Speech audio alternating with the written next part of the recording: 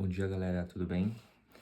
Hoje nós daremos início à nossa leitura do Novo Testamento. Começaremos aí com o Evangelho de Mateus. Hoje nós leremos o primeiro, o segundo e o terceiro capítulo. E para que você possa acompanhar de forma mais acentuada, para que o vídeo não fique tão maçante também, algumas coisas, alguns pontos, algumas curiosidades, eu vou acabar compartilhando na outra rede social que vai estar com o link aqui abaixo, tá bom? É super importante vocês acompanharem também, porque lá eu consigo me aprofundar de forma que não fique maçante para vocês também aí no vídeo, tá?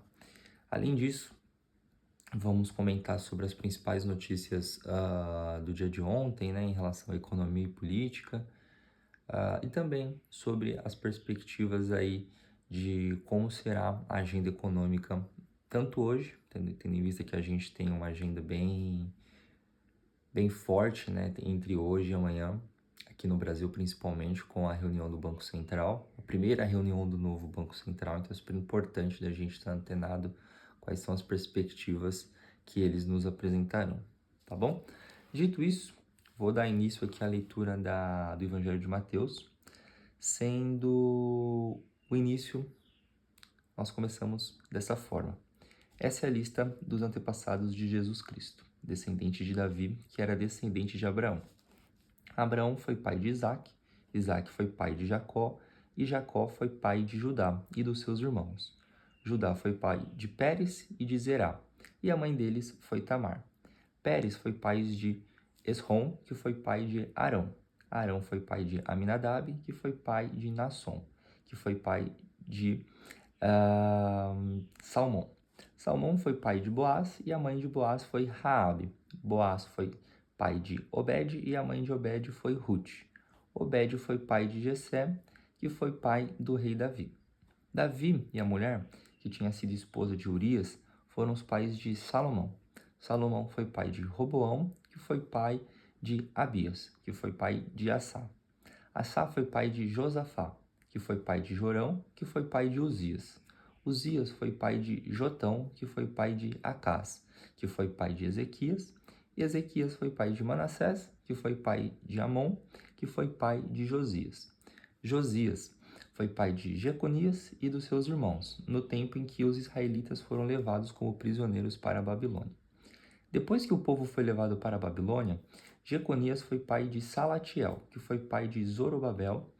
Zorobabel foi pai de Abiúde, que foi pai de Eliaquim, que foi pai de Azor. Azor foi pai de Sadoc, que foi pai de Aquim, que foi pai de Eliúde. Eliúde foi pai de Eleazer, que foi pai de Matã, que foi pai de Jacó. Jacó foi pai de José, marido de Maria, e ela foi mãe de Jesus, o chamado Messias. Assim houve 14 gerações desde Abraão até Davi, e 14 desde Davi até que os israelitas foram levados para a Babilônia. Daí até o nascimento do Messias também houve 14 gerações. O nascimento de Jesus Cristo foi assim. Maria, a sua mãe, ia casar com José, mas antes do casamento ela ficou grávida pelo Espírito Santo. José, com quem Maria ia casar, era um homem que sempre fazia o que era direito. Ele não queria difamar Maria e por isso resolveu desmanchar o contrato de casamento sem ninguém saber. Enquanto José estava pensando nisso, um anjo do Senhor apareceu e a ele num sonho disse: José, descendente de Davi, não tenha medo de receber Maria como sua esposa, pois ela está grávida do Espírito Santo. Ela terá um menino e você porá nele o nome de Jesus, pois ele salvará o seu povo dos pecados dele. Tudo isso aconteceu para se cumprir o que o Senhor tinha dito por meio do profeta, onde a virgem ficará grávida e terá um filho que receberá o nome de Emanuel, que quer dizer Deus está conosco. Quando José acordou, fez o que o anjo do Senhor havia mandado e casou com Maria, porém não teve relações com ela até que a criança nasceu. E José pôs o nome no menino de Jesus. Capítulo 2. Jesus nasceu na cidade de Belém, na região da Judéia, quando Herodes era rei da terra de Israel. Nesse tempo, alguns homens que estudavam as estrelas vieram do Oriente e chegaram a Jerusalém.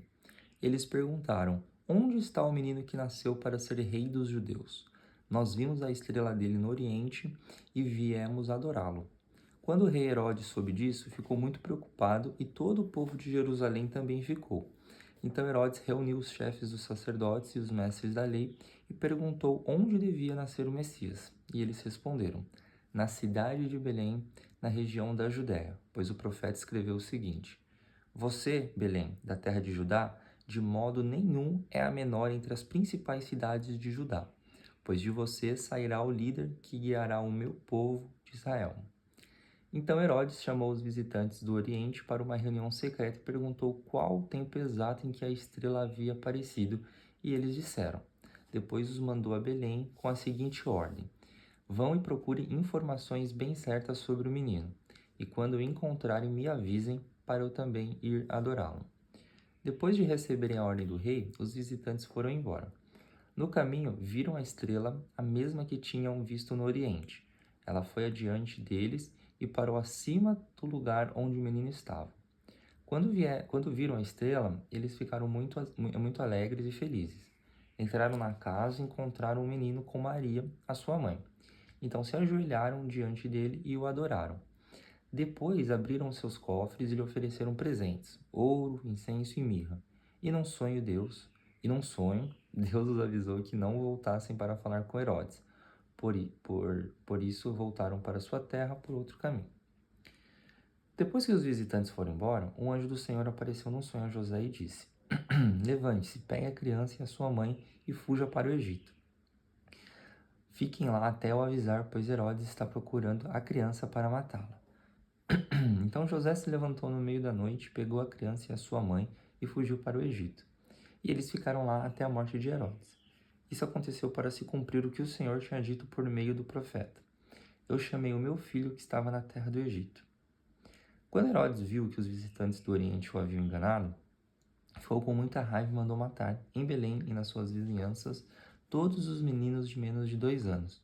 Ele fez isso de acordo com a informação que havia recebido sobre o tempo em que a estrela havia aparecido. Assim se cumpriu o que o profeta Jeremias tinha dito. Ouviu-se um som em Ramá, o som de um choro amargo. Era Raquel chorando pelos seus filhos. Ela não quis ser consolada, pois estavam todos mortos. Depois que Herodes morreu, um anjo do Senhor apareceu num sonho a José do Egito e disse: Levante-se, pegue a criança e a sua mãe e volte para a terra de Israel, pois as pessoas que queriam matar o menino já morreram. Então José se levantou, pegou a criança e a sua mãe e voltou para a terra de Israel. Mas quando ficou sabendo que Arquelau, filho do rei Herodes, estava governando a Judéia no lugar de seu pai, teve medo de ir morar lá. Depois de receber num sonho mais instruções, José foi para a região da Galiléia e ficou morando numa cidade chamada Nazaré. Isso aconteceu para se cumprir o que os profetas tinham dito: o Messias será chamado de Nazareno. Capítulo 3. Naquele tempo, João Batista foi para o deserto da Judéia e começou a pregar, dizendo: Arrependam-se dos seus pecados, porque o reino do céu está perto. A respeito de João, o profeta Isaías tinha escrito o seguinte: Alguém está gritando no deserto: Preparem o caminho para o Senhor passar. Abram estradas retas para ele. João usava uma roupa feita de pelos de camelo e um cinto de couro e comia gafanhotos e mel do mato. Os moradores de Jerusalém, da região da Judéia e de todos os lugares em volta do Rio Jordão, iam ouvi-lo. Eles confessavam seus pecados e João os batizava no Rio Jordão. Quando João viu que muitos fariseus e saduceus vinham para serem batizados por ele, disse: Ninhada de cobras venenosas, quem disse que vocês escaparão do terrível castigo que Deus vai mandar? Façam coisas que mostrem que vocês se arrependeram dos seus pecados e não digam uns aos outros: Abraão é o nosso antepassado, pois eu afirmo a vocês que até destas pedras Deus pode fazer descendentes de Abraão. O machado já está pronto para cortar as árvores pela raiz. Toda árvore que não dá frutos, que não dá frutas boas, será cortada e jogada no fogo. Eu os batizo com a água para mostrar que vocês se arrependeram dos seus pecados, mas aquele que virá depois de mim os batizará com Espírito Santo e fogo. Ele é mais importante do que eu e não mereço a honra de carregar as sandálias dele. Com a pá que tem na mão, ele vai separar o trigo da palha. guardará o trigo no seu depósito, mas queimará a palha no fogo que nunca se apaga. Naqueles dias, Jesus foi da Galiléia até o Rio Jordão a fim de ser batizado por João Batista. Mas João tentou convencê-lo a mudar de ideia, dizendo assim: eu é que preciso ser batizado por você, e você está querendo que eu o batize? Mas Jesus respondeu: deixe que assim seja agora. Deixe que seja assim agora, pois é desta maneira que faremos tudo o que Deus quer. E João concordou. Logo que foi batizado, Jesus saiu da água, o céu se abriu e Jesus viu o Espírito Santo de Deus descer como uma pomba e pousar sobre ele. E do céu veio uma voz que disse: este é meu filho querido, que me dá muita alegria. Então hoje nós concluímos a leitura dos primeiros 3 capítulos de Mateus, amanhã nós concluiremos o restante. E levando em consideração tudo aquilo que, já indo para a questão das notícias, né, do mercado financeiro, ontem nós tivemos aí um movimento muito atípico lá fora, né?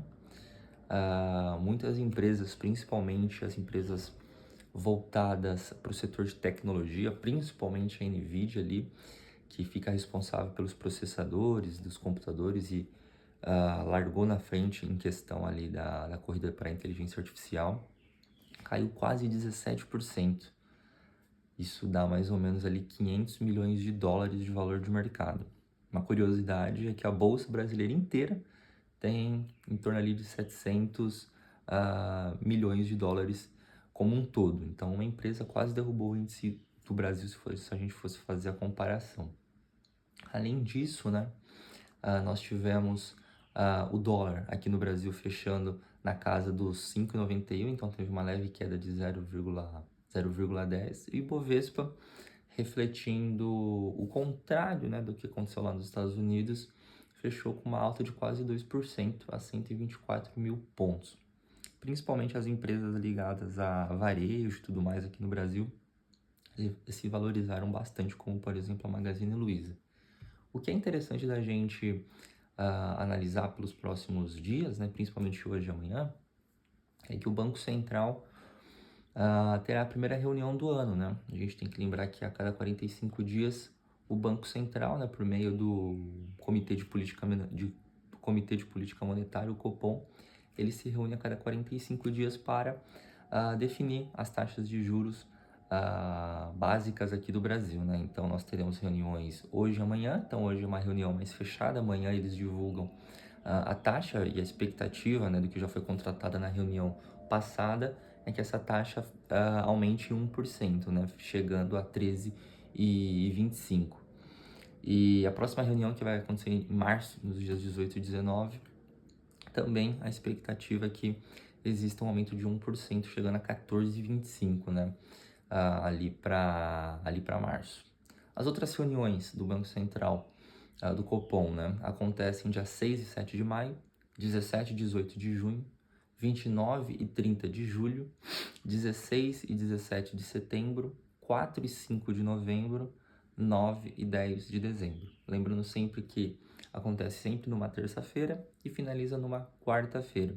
Isso acontece porque, novamente, às terças eles reúnem todos os dados econômicos, inflação e tudo mais, e tendo em vista que a perspectiva de inflação, né, aqui no Brasil, ela é mais alta, então toda segunda-feira a gente tem a divulgação do Boletim Focus, que é basicamente a mediana, né, que o mercado como um todo espera, de acordo com as suas projeções para determinados índices, e a inflação para esse ano saltou de 5,08 para 5,5 aproximadamente.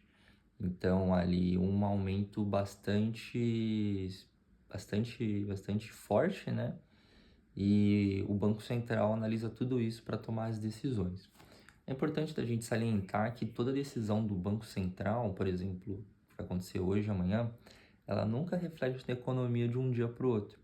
Demora mais ou menos ali em torno ali de 18 meses, né, mais ou menos, um ano e meio, de 1 ano e meio a 2 anos, para que essa taxa seja refletida na economia. Então, para quem busca investimentos conservadores, como a renda fixa e tudo mais, está aproveitando bastante essa alta de juros.